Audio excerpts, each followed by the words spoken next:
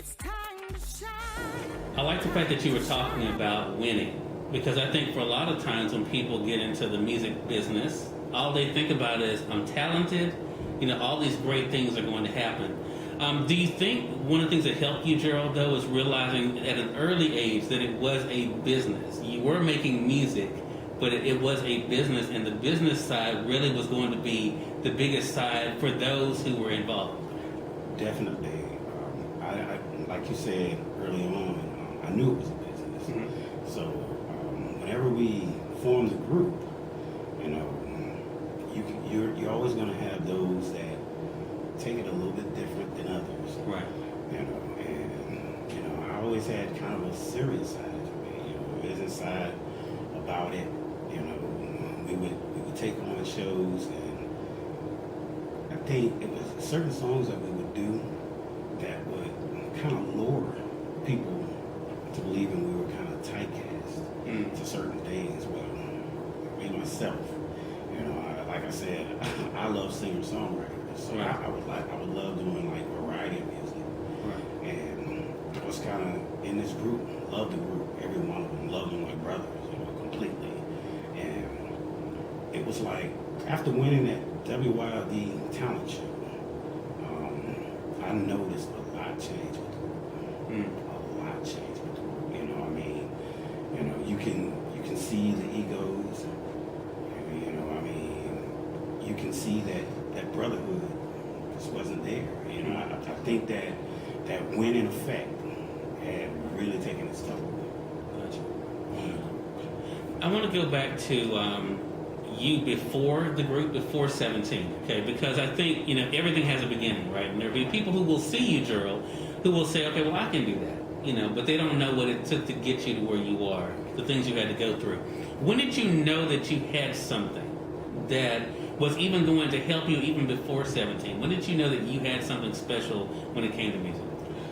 Well, in high school, I auditioned for advanced choir, and I had family members before me was in advanced choir, and I don't think I believed in my heart that it was just a passage through our name, through the last name. I didn't think it was just a passage, but I kind of went in it, knowing that I got this, and that was probably one of the most crucial mistakes in my life. To go in there thinking, I got this, and I was told by that choir director that I need to humble myself. That was the first time I had ever heard that. Before then, I was strapped in, buckled real tight, because I was raised by my grandmother. Right. I was raised by my grandmother. Mama passed away when I was 1 year old. So, I was always around music. The family was singing, church choirs, and a real strong presence in the church. Our family had, and I thought I kind of had it. That was the first time I'd ever thought that way, and I went into it kind of blindfolded. And when my choir director, Mr. Jude Wilson, told me, really to humble yourself, he said, you have a gift. He said, but that gift can only go so far. He said, the rest have to come from within.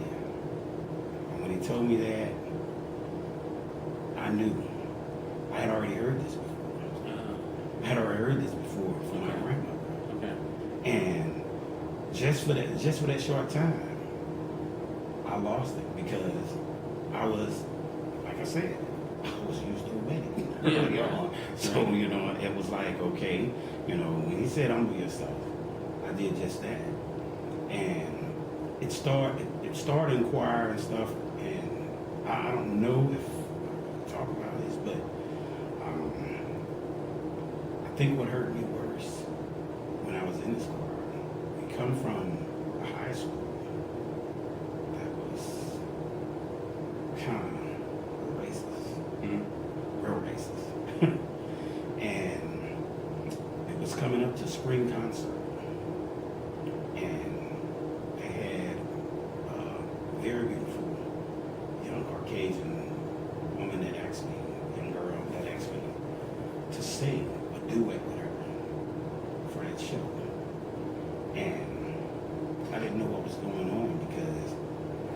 thought it was okay. Mm-hmm. And with her asking me, I just openly said yes.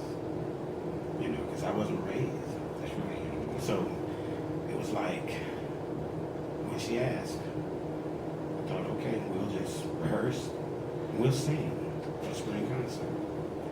Well, our choir director said it has to be approved.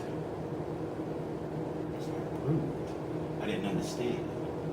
He said it has to be approved by principal and council. I was like, that's pretty deep. Right. You know, to just perform a song. Right. And lo and behold, a week passed. It was like 2 months before the spring concert. A week passed. I went back to our choir director. I said, well, did they sign off on it? Is everything okay? He gave me this look. And I was like, I know what that means. And he said, can you find someone else to sing with?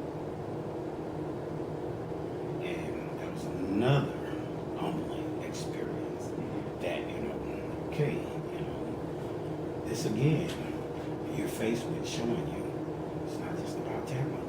Right. It's not just about singing. There's other barriers that you have to cross with this. So I wound up having to sing with my friend girl, you know, that's black as well. You know, I wound up having to sing with her for a spring concert. I don't know what happened with the female that was actually that actually asked me to sing with her, initially asked me. Weeks passed by. Strangely, she was no longer at the school. I don't know if that had anything to do with it. Sure. But she was no longer at the school. I don't know if her parents pulled her out or what. You know, I had some pretty bad experiences there at that school. You know, so it wasn't just about music. Right. You know, I knew then, you know, for sure, this is not just about music. You know, there's things go deeper than just music. You know, and that, you know, you have to remain humble no matter what. Because I had a few incidents that happened at that school.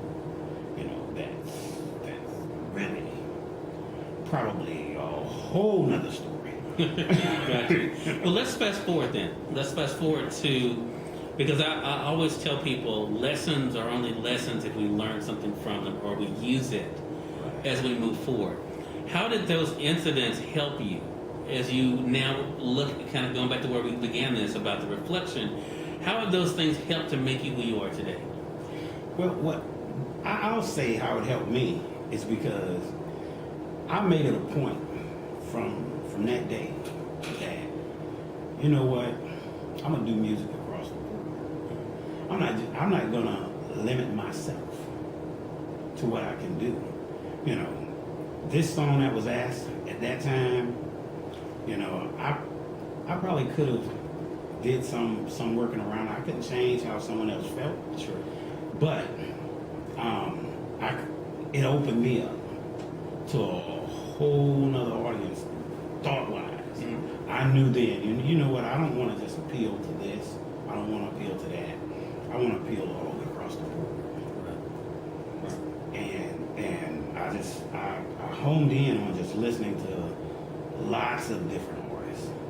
You know, I always loved, you know, singer-songwriters, but I honed in on, I made it a point. You know, when I go anywhere, no one ever gonna be able to tell me you can do just this or you can do just that. No, I'll tell you what. All I need you to do is work the on and off button on the mic. And I'll give you, you know, what's needed here. So from that point on, you know, that opened me up to that. That's a good point. Another great thing for us to talk about. I want to say for those who are just tuning in, you're watching Cyrus Webb Presents. Excited to welcome Gerald Green to our program today. We're talking to Gerald not only about his journey in music, but also the lessons he's been able to learn along the way and how that has helped him to where he is today. So one of the things that you have definitely been able to do to tie into what you just said is that it seems like you've embraced the freedom that music has given you. We talk a lot about on Cyrus Webb Presents as well as Conversations Live about finding one's voice. Do you feel as though because you were able to realize that you wanted to do things your way and that you were going to do it that way, that was really what helped you find your voice? Most definitely. In every facet, it helped me along the way. Because, like I said, winning the FM 98 talent show, I knew then, okay, the grueling schedule that they had, the rehearsals and everything. And I remember that everyone was so friendly when we first auditioned and they heard the group. Everyone was so friendly. The closer it got to the show, everybody's fame started coming out. It started showing. That showed a different side, and I remember, despising that producer that was over it, that director that was over it. He was so hard on us. He was extremely hard. He would give us 2 or 3 songs to go home and learn, and we thought he was just picking on us because we were the only group from somewhere else. Gotcha. We were from somewhere else. Right. We wasn't from New Orleans. The majority of the participants was from New Orleans. Mm-hmm. We wasn't. We was from a little small town, Hammond and Ponchatoula. We were from there, and we thought he was just picking on us. Why we can't do the song that we auditioned with? They loved us at the audition. Right. So and he had a vision that was completely different than ours, and that also made us know that you don't know everything. Yeah. You can love this, but you don't know everything. This guy is put in a position of authority for a reason. Right. And I think too, as you kind of look at what success is for you, Gerald, as you kind of look at again the milestones you've been able to reach, the audience now, thanks to the internet, do you feel as though after the incident at the school, it's ironic that now the internet allows you to not only to do what you want, but to reach out to whoever you want to? Exactly. Just like you said, it opens you up to a bigger audience. Mm-hmm. The radius is unbelievable. It's unlimited, on the internet, and it's been our best friend. I can tell you that. Especially when we think back to when we started out with the cassette singles, right. and 12-inch. Right. We've come way away from that. But definitely, it's opened us up to a whole different ballgame. Yeah, and that's the thing. So let our audience know then, as where you are right now in 2018, and we're going to definitely continue this conversation on the radio show as well when we get you back soon, Gerald. But this year, what has been some of the things you've been excited about as you kind of reflect on where you are and what you're doing? Well, I'm extremely excited about. We are working with producers and engineers. We are getting ready to actually do a lot of recording. They have a batch of records that we're about to record in New York. Oh, wow. We're working with a team out of New York called We Are the Whales Music. Mm-hmm. David Brown and the team, oh man, amazing.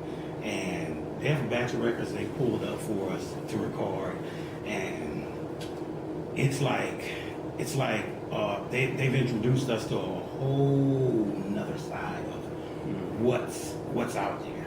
Yeah. And that feel for that environment, you can feel the level of music has just lifted. It's taken us places, that we've dealt with producers, but this is something totally different. This is something strong, and they're about to put their serious footprint on the music industry. Amazing. So there's some new music is on the way. We can look forward to that. So let our viewers know, Gerald, how can they stay connected with you and kind of keep up with the process? You can always go to our fan page, The Perfect Storm / Music for the People. Okay. You can always go to our. You can always reach me. At Gerald Green. Gerald Sings Deep. Music.com. You can reach me there. We just actually excited about everything that's going on, and see. I always post stuff, that lets our viewers and our fans know that new stuff that's coming out, Right. I will always let them know. Always keep them updated on everything that the group Perfect Storm and Gerald himself is doing. I mean, we even have some little separate ventures that we're venturing off into as well. We have music with friends that we're doing with separate projects. So it's a beautiful thing. Well, a lot for us to look forward to. Really glad that we had this opportunity to finally be able to meet Gerald for sure. And definitely goes without saying, next time I'm back in Baton Rouge, looking forward to getting another update from you. Oh, most definitely. Most definitely. I'll be honored. All right. And we thank you, our viewers, for tuning in to another great segment of Cyrus Webb Presents here in Baton Rouge. It's time to shine, time to shine.